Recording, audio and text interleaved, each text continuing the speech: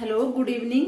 आज हम पढ़ेंगे वर्ण विचार। और वर्ण विचार जो है पहला चैप्टर है हमारे प्रतियोगी परीक्षाओं के लिए, जो वनडे एग्जाम है एसएससी जीडी, जिसमें भी जितनी भी प्रतियोगी परीक्षाएं हैं उनमें जो हिंदी आती है, उस हिंदी के लिए सबसे पहले हमें हिंदी की वर्णमाला का पता होना चाहिए। जब हमें स्वरों का ज्ञान होगा, व्यंजन का ज्ञान होगा, तभी हम उससे आगे की तैयारी कर सकते हैं। क्योंकि हमारी जो स्टार्टिंग होती है, जो शुरुआत होती है, वो स्वर और व्यंजन से ही होती है। वो कोई भी भाषा हो, भाषा की जो सबसे छोटी इकाई होती है उसको हम वर्ण कहते हैं। तो हम हिंदी भाषा पढ़ रहे हैं तो हम हिंदी भाषा का वर्ण पढ़ेंगे।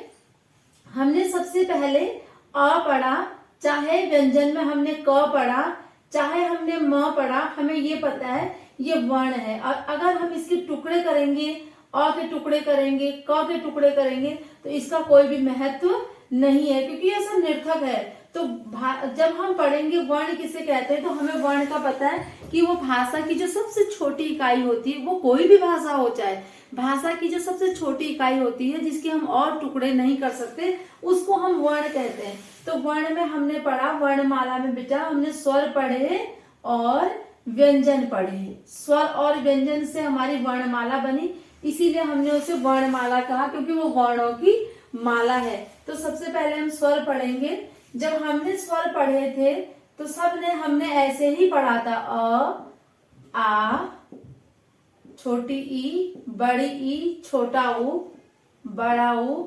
ऋषि जो कि संस्कृत में प्रयोग होता है, लेकिन ये तत्सम शब्दों में ज्यों का त्यों हमारा हिंदी में आता है। ए से एड़ी, आई से ऐनक, ओ से ओखली और आउ से और। हमने जब पढ़े थे तो हमने अंग और अह भी पढ़ा था, लेकिन अब जब हम स्वरों की संख्या, जब हमारी मानक हिंदी आने के बाद स्वरों की संख्या जब हम पढ़ते हैं तो 11 है। और मात्रा अगर कोई हमसे पूछे तो हम 10 बताते हैं। मात्रा हमने 10 इसलिए बतानी है क्योंकि अ की कोई मात्रा नहीं होती। आ की मात्रा होती है, ई की होती है, बड़ी की होती है, छोटा ऊ, बड़ा ऊ, और ऋषि ए आई ओ औ। ये जो अंग और अह है, इसको हम अयोग वाह में रखते हैं। अ माने नहीं होता है, अयोग वाह मतलब अगर अ उपसर्ग के रूप में हिंदी में आता है तो हमें पता उसका मतलब नहीं होता है। तो अयोग वहां का मतलब होता है कोई योग नहीं बन रहा है इनका। अंग, ग जैसी आवाज आ रही, अह, तो इनको एक अलग कैटेगरी में रख दिया है, उस कैटेगरी का नाम है अयोग वाह। अंग और अह। अब अंग जो है अनुस्वार हो गया और अह अनुनासिक के रूप में हमने, विसर्ग के रूप में हमने प्रयोग कर दिया, वो फिर हम बाद में पढ़ेंगे। लेकिन अभी हम ये पढ़ेंगे कि स्वरों की संख्या कितनी है, 11 है। और ये मात्राएं जो ली जाती है वो स्वरों से ली जाती है। स्वर की अगर हम परिभाषा कहेंगे तो हवा जब बिना रुकावट के मुंह से बाहर निकलती है तो स्वर होते हैं, क्योंकि स्वर को बोलने में हमें किसी अन्य वर्ण की सहायता नहीं लेनी पड़ती। और व्यंजन जब हम बोलते हैं तो हमारे साथ साथ पीछे पीछे अ की आवाज आती है, क, ख, क्योंकि व्यंजन जो है बिना स्वरों के हम नहीं बोल सकते, और स्वरों को बोलने में हमें किसी अन्य वर्ण की सहायता नहीं लेनी पड़ती है। तो स्वर की अगर हम परिभाषा बोले तो हम ये बोलेंगे कि स्वर जो है जब हम बोलते हैं तो उन्हें बोलते समय हमें किसी अन्य वर्ण की सहायता नहीं लेनी पड़ती, जबकि जब हम व्यंजन बोलते हैं तो हम स्वरों की सहायता से बोलते हैं। तो ये हो गई, स्वरों की संख्या कितनी है, 11 है। स्वर हमारे पास कितने हैं हिंदी में, 11 है, और मात्रा पूछेंगे तो 10 है। अब हम स्वरों के भेद पढ़ेंगे कि हमारे पास ये जो स्वर है इनके कितने भेद है। तो स्वरों के जो भेद होते हैं वो 3 होते हैं। पहला होता है ह्रस्व स्वर, जिसको जो है मूल स्वर भी कहते हैं। ह्रस्व स्वर, इसी को बोलते हैं मूल स्वर। मूल स्वर ये कितने होते हैं, अ होता है, इसमें ई होती है, उ होता है, ये सब छोटे हैं, छोटी ई होती है और छोटा ऊ होता है, लेकिन ए नहीं होता है इसमें, और ओ भी नहीं होता। इसलिए ह्रस्व स्वरों की संख्या कितनी है, 4 है, अ, ई, उ और री से ऋषि। अब इनकी अगर हम डेफिनेशन बोलेंगे, हमें कैसे पता चला कि ये ह्रस्व स्वर है, मूल स्वर है। इनको जब हम परिभाषा के रूप में बोलेंगे तो हम एक मात्रा का समय लगता है इनको बोलने में, मतलब जरा सा टाइम लगता है, अ, ई, उ, री से ऋषि। अब अगर हमने बोला दूसरा क्या है, दीर्घ स्वर। दीर्घ माने बड़ा, जैसे हम पढ़ते हैं दीर्घ उत्तरी प्रश्न उत्तर, दीर्घ माने बड़ा, तो इनको बोलने में जरा देर लग रही है, 2 मात्रा का समय लग रहा है। जैसे आ, और जब बाकी जितने बचे हुए हैं वो सब दीर्घ हैं। बड़ी ई, बड़ा ऊ, ए, लेकिन ए छोटा था पर, लेकिन वो किस में आया, दीर्घ में आया। आई, ओ, और ये सब क्या है, दीर्घ में है। अब एक कहीं कहीं पर 3 है ह्रस्व स्वर, 3 ही होते हैं वैसे तो, लेकिन अब प्राय इसका वो यूज जो है कम ही हो रहा है। जो प्लुत स्वर है, जैसे हम बोलते हैं ओम, राम, ऐसे आवाज, जैसे हम जोर से, जब हम इनको बोलने में 1 मात्रा का समय लगा, दीर्घ स्वरों को बोलने में 2 मात्रा का समय लगा, और जब हमने प्लुत स्वर बोले तो हमें 3 मात्रा का समय लगा। ये हो गए हैं स्वरों के भेद। स्वर हमारे समझ में आ गए हैं। स्वर क्या होते हैं? स्वरों की संख्या 11 होती है, अ से लेकर औ तक सब स्वर होते हैं। जो अंग और अह है वो क्या है? उसको हम किस कैटेगरी में रखते हैं? उसको हम अयोगवाह कहते हैं। ठीक है, अब हम पढ़ेंगे व्यंजन। अब हम व्यंजन पढ़ेंगे। जैसे हमने स्वर पढ़े ना कि स्वरों को हम कैसे बोल रहे हैं, 1 मात्रा का समय लग रहा है तो ह्रस्व स्वर है, जैसे मूल स्वर भी वही हो गया। 2 मात्रा का समय लग रहा है तो दीर्घ स्वर है। तो हिंदी जो है वैज्ञानिक है, वैज्ञानिक भाषा है। जैसे पूछते हैं कि लॉजिक क्या है इसका, तो आप अब लॉजिक समझोगे कि इनको कंठ क्यों कहा है। सबसे पहले हमने व्यंजन पढ़ा, क पढ़ा, ख पढ़ा, ग, घ, इसको कई लोग अण बोलते हैं, कई कुछ बोलते हैं, लेकिन ये ग होता है। कोई नहीं, ये पंचम वर्ण है हमारा, हमें पता है इसका। क, ख, ग, क, ख, ग, घ, अंग, इसकी जो आवाज आ रही है वो कंठ से आ रही है बिल्कुल। तो ये कैसे वर्ण होते हैं? ये कंठ हो गए, क्योंकि हम जब इसको बोल रहे हैं तो जो मुख से हमारी हवा आ रही है, अगर हम एक बार जीभ का ध्यान न करें, खाली गले को देखें, तो क, ख, ग, घ, अंग, देखो ये कंठ से बोले जा रहे हैं, बिल्कुल नीचे से। ठीक है, यहां से बोले जा रहे हैं, ये कंठ हो गए यहाँ पे। अब उसके बाद च, छ, जरा सा ऊपर आ गया, देखो हमारा गला थोड़ा सा ऊपर, यहाँ च, छ, ज, झ, य हो गया। ये कौन से वाले हो गए? ये तालव्य हो गए, क्योंकि थोड़ा सा हम ऊपर आ गए इसमें। ठीक है, ये कंठ हो गए, बिल्कुल यहां से बोले, ये इससे थोड़ा ऊपर हो गए, च, छ, ज, झ, य। अब पहले जब हमने बोला तो बिल्कुल कंठ से बोला, दूसरे जो हमने बोले वो तालव्य से बोले। अब च, छ, ज, झ, य, ट, ठ, ड, ढ, अण, ये जैसे हम बोलते हैं ट, ठ, ड, ढ, अण, तो हमारी जो ये जीवा है ये मूर्धा पे जा रही है, मतलब छत को छू रही है। तो ट, ठ, ड, ढ, अण हो गया। उसके बाद हम बोल रहे हैं, उसके बाद हम क्या बोले? त, थ, द, ध, न। तो हमारी जो जीभ है वो दांत पे स्पर्श कर रही है, तो ये दंत्य हो गए, त, थ, द, ध, न। अब ये देखो, हमने ऐसे कहा था ना, जो गले का सबसे नीचे से जो था, ये हमारे मुंह से निकल रहे हैं स्वर, और जो हमने सबसे नीचे से बोले वो कंठ थे, क, ख, ग, घ, अंग। उसके बाद जो हमने बोला वो च, छ, ज, झ, य, तो वो तालव्य था, उससे हमने तालु से बोले। उसके बाद जो हमने बोले वो मूर्धा से बोले, मतलब उन्हें मूर्धन्य भी कहते हैं, त, थ, द, ध, न। अब प, फ, देखो होंठ चिपक रहे हैं आपस में, 2, प, फ, ब, भ, म। अभी किससे बोल रहे हैं? ये ओष्ठ से बोल रहे हैं हम, तो ये ओष्ठ हो गए। ठीक है, तो ऐसे कंठ हो गया, जो पहला हो गया वो कंठ हो गया, जो दूसरा हो गया वो तालव्य हो गया, जो तीसरा है वो मूर्धा, जो चौथा है वो ओष्ठ हो गया। अब उसके बाद अब आप यहाँ देखोगे, अभी समझ में नहीं आया है, कोई बात नहीं, आप दोबारा देखो, क से लेकर,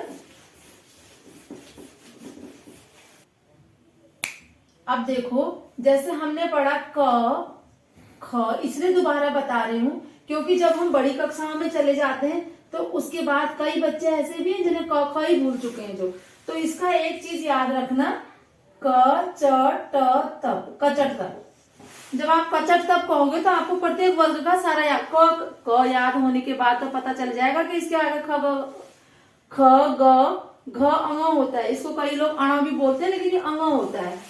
क, ख, ग, घ, अंग, ये क्या हो गए हैं? ये हो गए हैं क वर्ग के, ये क वर्ग में आते हैं, क, ख, ग, घ, अंग। अब देखो च, छ, ज, झ, यो, जो तालव्य थे, जो तालु से बोले जाते थे, वो ये थे, च, छ, ज, झ, तो ये च वर्ग के हो गए। इनको हम च वाली कैटेगरी में रखेंगे। च, छ, ज, झ, य, ट, ठ, ड, ढ, अण। जो मूर्धा थे ना, मूर्धन्य कहते हैं जिन्हें, वो किस में है, वो ट वर्ग में है, जिन्हें मूर्धन्य व्यंजन कहते हैं। ट ठ ड ढ अण त थ द ध न, ये किस में हो गए, ये दंत्य हो गए हैं, मतलब त वर्ग हो गया ये, लेकिन दंत्य में आते हैं। ये त वर्ग हो गया, और ये प फ ब भ म, ये हो गए प वर्ग के।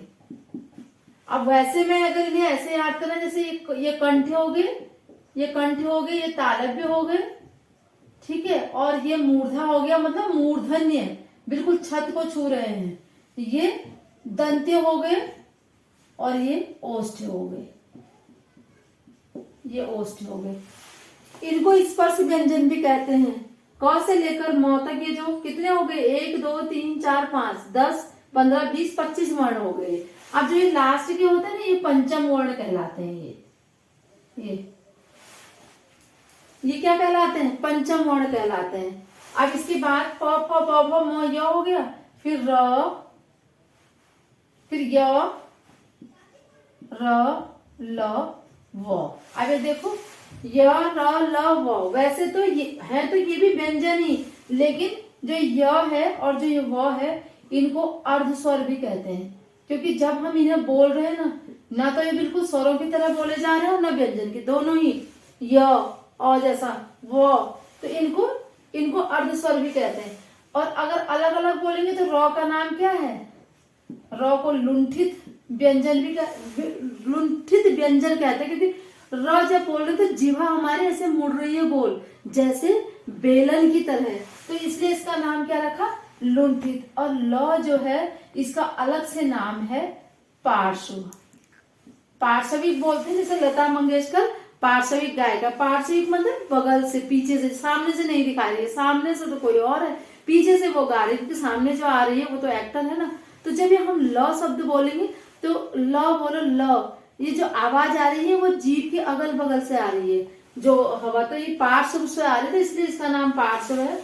सौ के ऊपर र नहीं लगाना है, व के ऊपर र लगाना है, क्योंकि 100 में पूरी जो है पाई नहीं है, मतलब आधा जब होता है तो उसके ऊपर र नहीं लगता।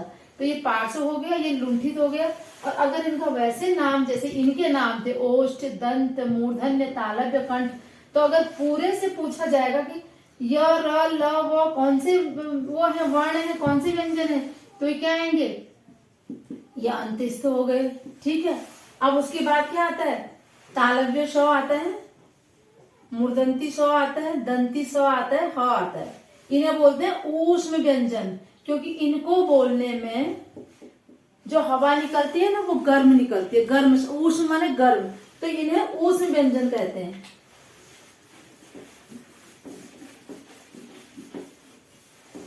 अब उसके बाद क्या बचा है, उसके बाद बचे संयुक्त व्यंजन।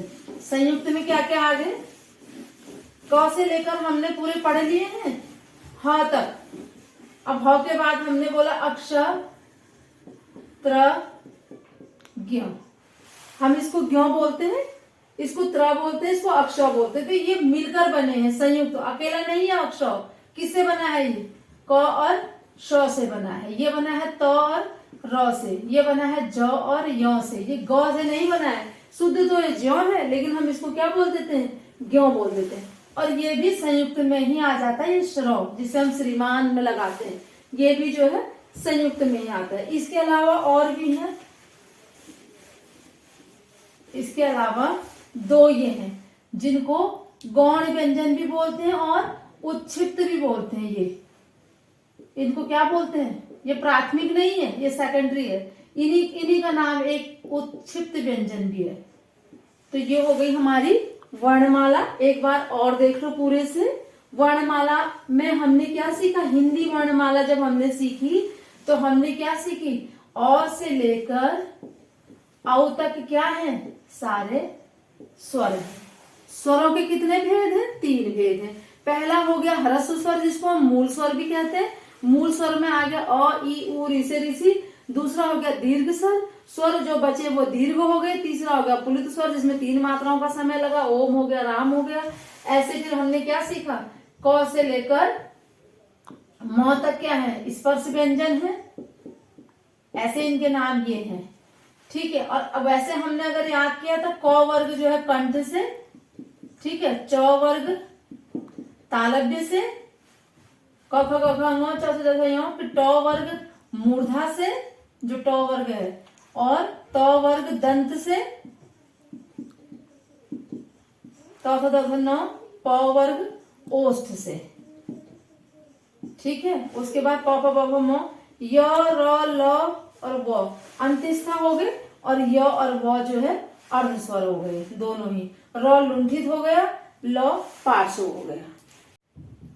वर्ण हम पूरा पढ़ चुके हैं। वर्णमाला मतलब अ से लेकर औ तक हमारे स्वर होते हैं, क से लेकर ज्ञ तक हमारे व्यंजन होते हैं। उनमें भी जो जो कैटेगरी में उन्हें बांटा है वो हमने यहाँ पर पढ़ लिया है, और इसके बाद हम नेक्स्ट वीडियो में शब्द पढ़ेंगे।